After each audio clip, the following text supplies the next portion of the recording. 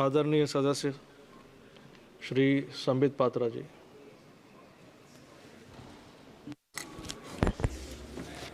धन्यवाद माननीय अध्यक्ष जी, आपने मुझे अनुदानों की मांग पर शिक्षा पर बोलने की अनुमति दी। नास्ति विद्या समो बंधु नास्ति विद्या समः सहृतः नास्ति विद्या समः वित्तं नास्ति विद्या समः सुखम। विद्या जैसा कोई बंधु नहीं, विद्या जैसा कोई मित्र नहीं, विद्या जैसा अन्य कोई धन नहीं, विद्या जैसा कोई सुख नहीं। जिसके पास विद्या है, जिसके पास सुख है, वही बलवान है, वही धनवान है।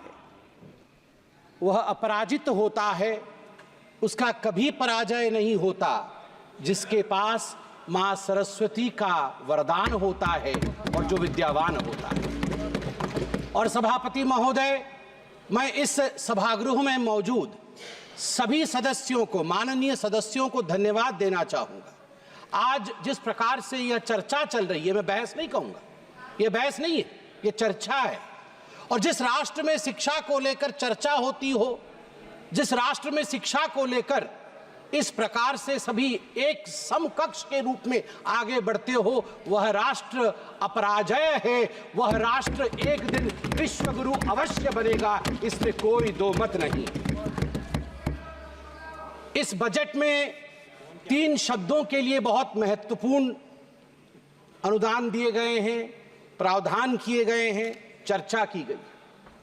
वह है शिक्षा, स्किलिंग, उद्यमिता और उसके साथ रोजगार। सभापति महोदय, मैं इस सभागृह में बैठकर सभी के भाषणों को सुन रहा था। कुछ लोगों ने हमें मनुवादी भी कहा अभी थोड़ी देर पहले, और कुछ लोगों ने कहा कि पुरातन भारत में इस प्रकार की विधाएं थी जिसमें कुछ जातियों को शिक्षा से वंचित रखा जाता था, महिलाओं को शिक्षा से वंचित रखा जाता था। उसके विषय में बहुत चर्चा हुई है। मैं बताना चाहता हूं, at the outset I want to define this word Bharat. Bharat का अर्थ क्या है? भा से रथ हो जो भूमि, वह भारत है। भा क्या होता है? भा मूल शब्द होता है प्रकाश का। भास्कर, जो प्रकाश देता है वो भास्कर है। भारती माने सरस्वती, जो ज्ञान देती है, जो शिक्षा देती है, जो विद्या देती है, वो सरस्वती, वो भारती है। जो भूमि खंड अनादिकाल से अनादिकाल तक ज्ञान और विद्या और शिक्षा से रत हो, वही भारत है। मैं आप सभी को आकर्षित करना चाहूंगा। बहुत फोटो दिखाए गए हैं इस गृह में, भगवान के भी तस्वीर दिखाए गए हैं। मैं बिना तस्वीर दिखाए एक ऐसा तस्वीर दिखाऊंगा जो तस्वीर आप सबके मन में बसता है। कल्प का अंत होता है, एक कल्प के अंत के हो पश्चात भगवान विष्णु, भगवान नारायण क्षीर सागर में सर्प के ऊपर विराजमान होते हैं, शेषनाग के ऊपर विराजमान होते हैं। पद पे उनकी लक्ष्मी होती है, आंख अधमूंदी सी होती है। नारायण के एक हाथ जो होता है उनके शीश पर होता है, एक हाथ नीचे होता है। नारायण इज कॉन्टेम्पलेटिंग, भावी कल्प कैसा होगा उसके विषय में नारायण चिंता करते हैं। इनोवेटिव आइडियाज कैसा होगा, किस प्रकार से भावी कल्प का निर्माण होगा, उसकी चिंता करते हैं। जैसे ही he conceptualizes how the भावी कल्प would be from his नाभि पद्म, जिस पद्म के विषय में भी यहां बताया गया, उस पद्म पर बैठ करके भावी कल्प के जिनके पास स्किल होता है वो ब्रह्मा उपजते हैं। The Brahma is skilled to produce the next Brahmand, next universe, and you know who provides the resource? जब उनके पास इनोवेशन होता है तो वो महालक्ष्मी की तरफ देख के बोलते हैं, महालक्ष्मी मेरा डिमांड फॉर ग्रांट है, मेरा डिमांड फॉर ग्रांट है, आप मुझे ग्रांट कर दीजिए, आपके ग्रांट से ये ब्रह्मांड बनेगा।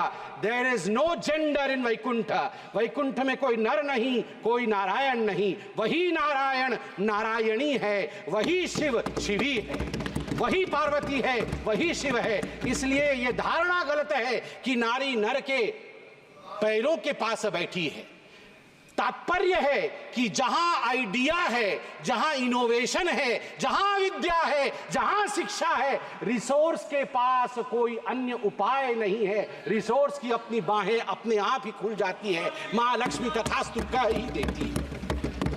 बंधुगण, जहां तक भारत के विषय में कहा गया, अभी मेरे भाई नालंदा के विषय में बोल रहे थे।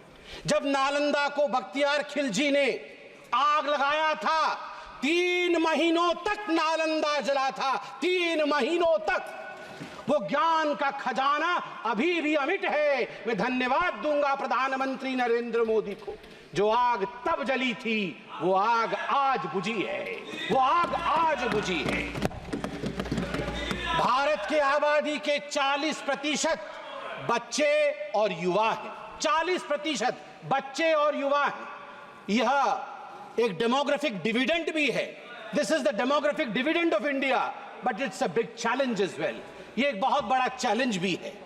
शिक्षा, कौशल और रोजगार, जिस प्रकार से उसके लिए 1.48 लाख करोड़ यह प्रस्तावित किया गया है इस बजट में रखा गया है।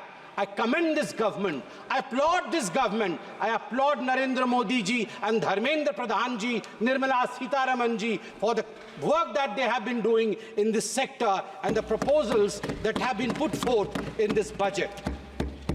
What is the most important reason behind putting most of the effort on skilling, on entrepreneurship, on innovation?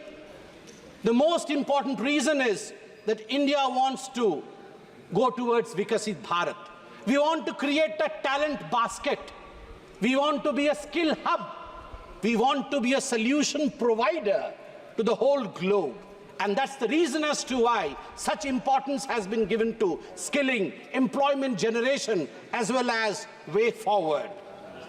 Flagship programs like Samagra Shiksha, PM Shri, PM Poshan, they have received increased allotment in this budget, and let me commend the government that this budget allocation for the financial year 2024-25 of rupees 73,498 crore is the highest ever for the Department of School Education and Literacy.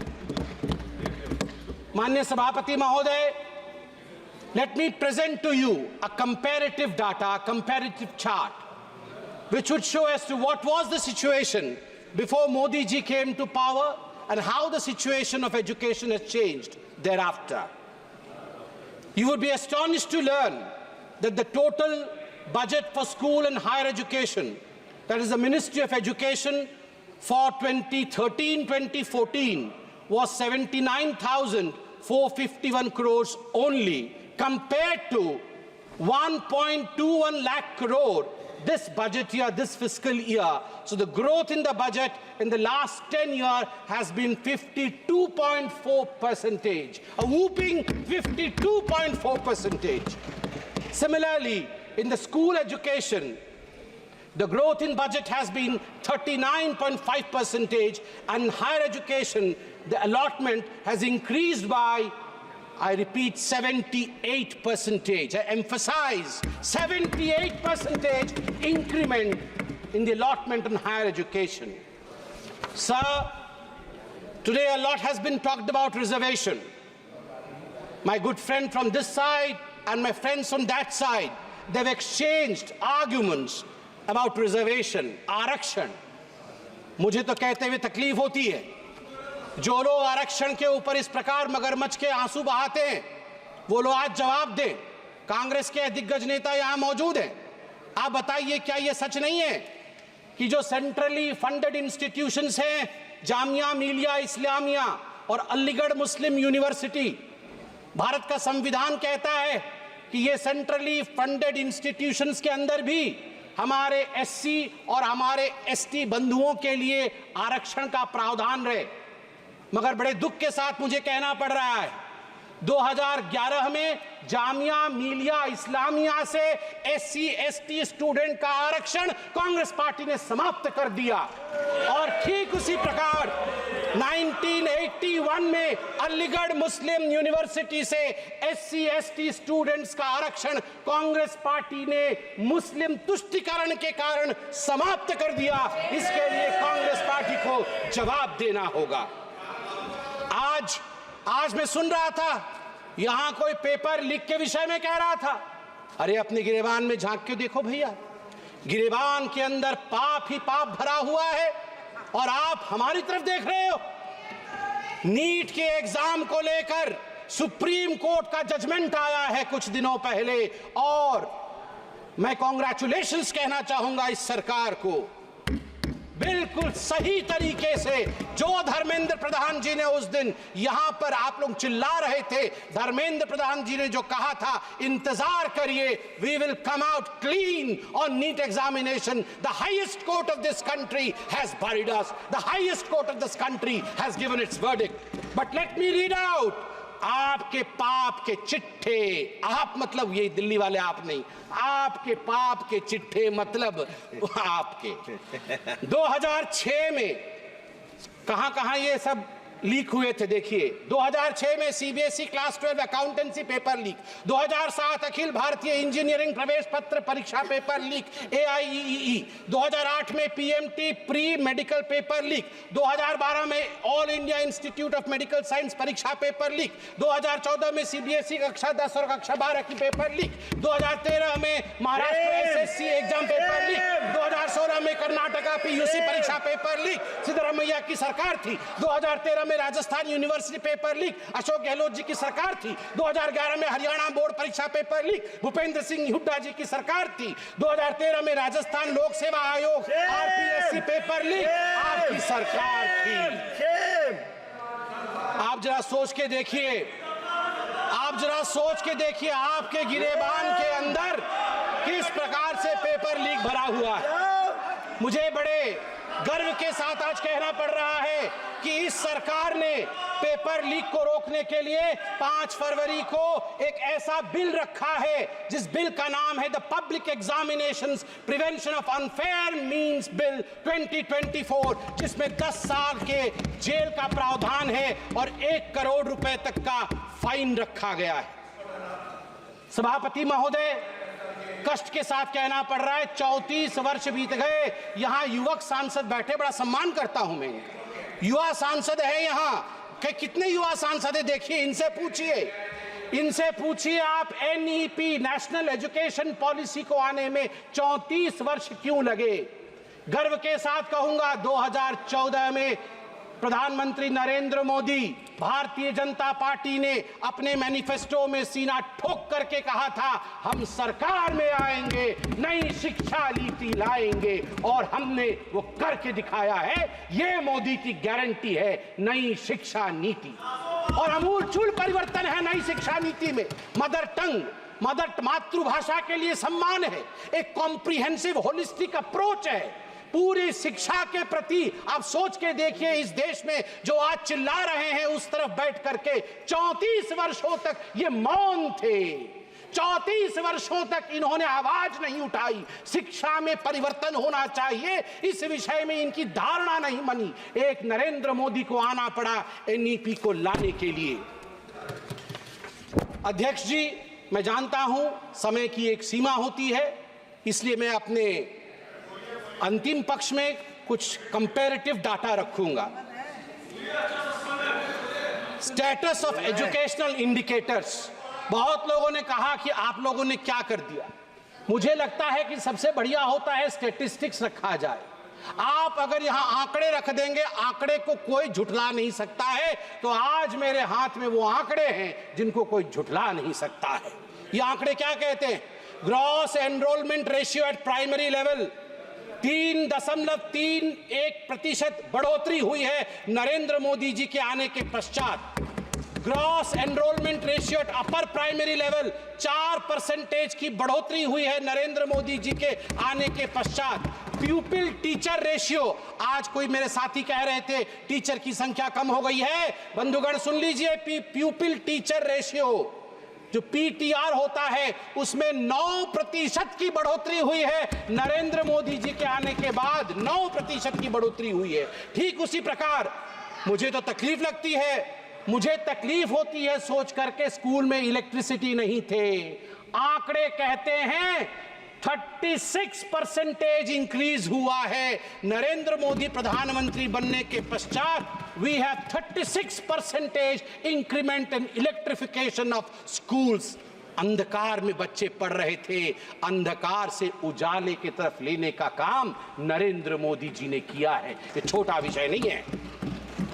Hand wash facility, mid day meal का programme होता है, हाथ धोना अनिवार्य होता है, हाथ ना धोएं तो बीमारी होगी। आपको जान के आश्चर्य होगा, यह जो आंकड़ा मैं भी कहने वाला हूं, 51% increment in hand wash facility in school after Modi ji became the prime minister of India. Modi ji के प्रधानमंत्री बनने के बाद 51% इजाफा हुआ है उन स्कूलों में जहां हैंड वॉश फैसिलिटी मिली है। और मैं बहुत संवेदना के साथ, और मैं चाहूंगा कि कोई इसमें चिल्ला चोट भी नहीं होनी चाहिए, क्योंकि मैं दिव्यांग बच्चों की बात करने वाला हूं। चिल्ड्रन विथ स्पेशल नीड्स, जब वो स्कूल जाते थे तो इनके लिए रैंप्स नहीं थी। मोदी जी ने इसके लिए स्पेशल बैठक ली, इसके लिए एक अलग रूप से बैठक हुई है, और उस बैठक का परिणाम रहा, उसका नतीजा रहा कि आज 14% से अधिक इजाफा हुआ है उन स्कूलों का जिसमें स्पेशली एबल्ड बच्चों के लिए रैंप्स है, फैसिलिटी है कि वो बच्चे आराम से जाके शिक्षा ग्रहण कर सके। केवल इतना ही नहीं है, यहां बहुत सारी बातें हुई हैं आरक्षण को लेकर, उसके विषय में मैंने बताया। मेरे भाई भी वहां बैठे हैं जो इस विषय को लेकर चिंतित भी रहते हैं, होना भी चाहिए, बिल्कुल होना चाहिए। मैं आपके लिए बता दूं sir, gross enrolment ratio for SC, अनुसूचित जाति का जो एनरोलमेंट रेशियो होता है, ग्रॉस एनरोलमेंट रेशियो, वो 17.1% था 2013-14 में, बढ़कर 23.1% हुआ है 21-22 में, जो कि 35% से अधिक का इजाफा है। धन्यवाद, आपने ताली इस पे मारी है। यही, this is bipartisanship, this is what we are standing for the betterment of the country. Gross enrollment ratio for ST increased by, just imagine, 67.2%। ST बच्चों की संख्या बढ़ के उनकी एनरोलमेंट आज 67.2% हुई है। क्यों ना हो? किस आदिवासी ने इस देश में कभी सोचा था कि हम में से एक बहन राष्ट्रपति बन जाएगी?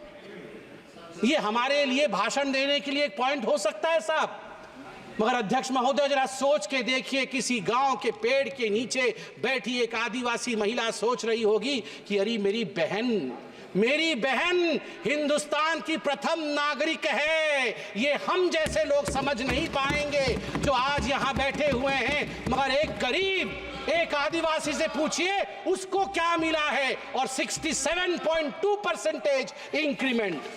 और अंत में जो हायर एजुकेशन लर्निंग सेंटर्स है, आईआईटीज की संख्या 6 आईआईटीज, 7 नए आईआईएम, 16 आईआईटीज, ट्रिपल आईटीज, 2 नए आईआईएसईआर, 1 नया, ये नहीं चाहिए। ये 6 नए आईआईटी बन गए तो क्यों नाराज? अध्यक्ष महोदय, 6 नए आईआईटी बने हैं, क्यों नाराज हैं?